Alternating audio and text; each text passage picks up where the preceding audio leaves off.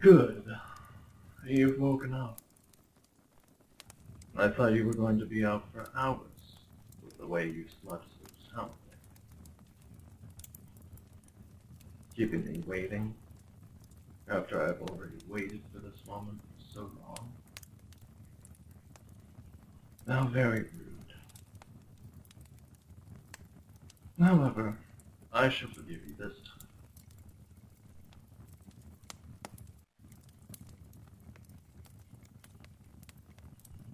So many questions. Do slow down. I wouldn't want you to hurt yourself. I will answer them each one by one, so be patient. First, you presently reside within the Obsidian Palace, and I am its master, Dorian, Crown Prince of Obsidian. Please, refrain from getting off the bed to bow. It's really quite unnecessary. And besides, I would hate for you to dirty that lovely new... Did I change your attire? No, my dear. My servant did it. After retrieving you, I had some urgent matters that required my attention. So I tasked the most trusted of my maids to change you into more worthy clothing. Toss out those offending rags.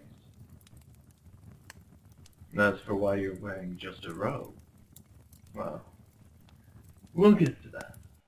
But first, I'm sure you have more questions.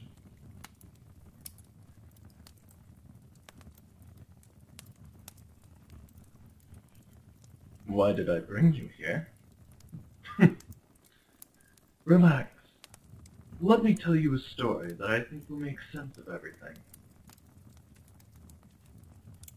Once upon a time, there was a prince in a black castle. He had servants, riches, and everything materialistic he could ever desire. He even had princesses banging on his doors from all over the continent. But the prince, he felt empty. He felt alone. He looked into the eyes, the hearts of these princesses that put themselves before him, and he saw emptiness as bleak as his own. And I could never hope to shine that light upon his heart that he so desperately craved. Well, one day, the prince was taking a tour through his kingdom in his carriage. He was tasked by his father to take a close look at farms around the kingdom and assess their productivity. On the last stop the prince was to make, it was a humble farm, unremarkable, but productive nonetheless. And just as the prince was satisfied enough with what he saw and was about to leave, he heard the sweetest sound. A jovial giggle. He turned to look, and there, playing with a young foal, was the loveliest maiden he had ever seen. He watched her there for what felt like an eternity. Laughing, clapping her hands merrily, the small creature awkwardly skipped around her, as if it too was enchanted by her. The stirring within the prince's heart, the tender warmth that bloomed as he watched her. He had never felt this before, and he knew in those precious few moments he had to have her. But he was a prince, and she, well, she was peasant, so he could only love her from afar. The prince began to find many excuses to leave the palace. He watched the maiden as she went about her chores on the farm. For 2 months this went on, and the prince, he could bear it no longer. It was not enough to love her from afar. Consequences be damned. He would fight his father if he needed to for his right to love who he wished. He approached the farmer and asked for his daughter's hand in marriage. The farmer, he shocked the prince. He had already promised the maiden in marriage to a neighboring farmer's son. And what's more, the farmer claimed his daughter was on board with the marriage, eager for it even, if the farmer was to be believed. He asked the prince to leave, and speak nothing of his interest in the maiden. The prince was hurt, and that hurt turned to anger, and that anger turned into resolve. That dirty peasant dared to hurt him, separate him from his beloved maiden. No. He was a prince. He was above that manure-covered sod. He would not be denied. So the prince, he formulated a plan. He placed his most trusted personal guards hidden around the farmer's property. They memorized the maiden's schedule. When she rose, when she would feed the chickens, every move she made. It was quickly discovered that the maiden was treated poorly by her father, and the marriage she was supposedly so eager for, or intended with a grotesque and vile brute, villainous the maiden's father.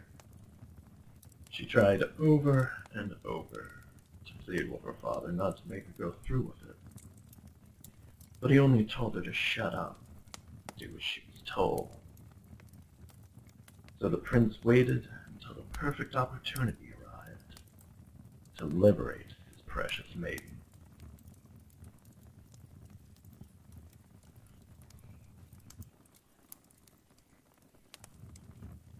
Yes, last night when you got up to comfort that fool, the thunderstorm.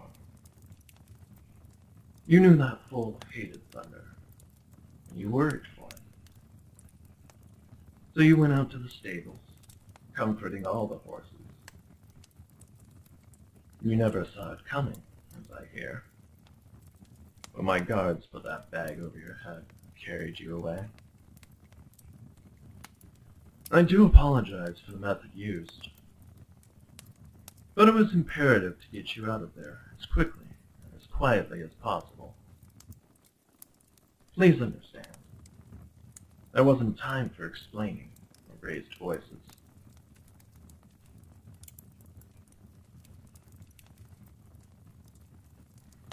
My father?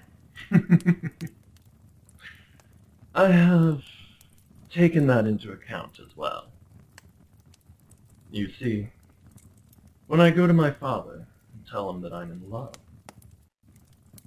and my beloved is pregnant with my child, he, being the honorable king that he is, will understand that honor demands we be wed.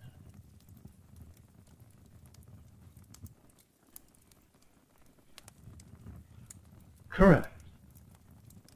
You're not pregnant with my child. Yet. Oh, don't look at me like that. Would it really be so bad to be my wife and the mother of my child? At my side, you would be a princess. Never want or need for anything ever again. And then one day, you and I will become king and queen. I'll treat you like the precious treasure that you are. I'll never allow anyone to hurt you again. And I will punish anyone that tries. I'll even visit vengeance upon your father for his mistreatment if he so wishes. Doesn't that sound wonderful? What kind of life would have awaited you if I had not intervened?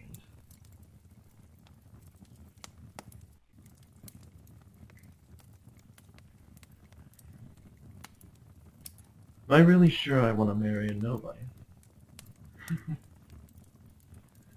My dearest darling, you're not a nobody. You are the light of my life. The light that cuts a path through this darkness. I've never been more sure about anything. I love you. And we're going to be together forever. Now, no more discussing.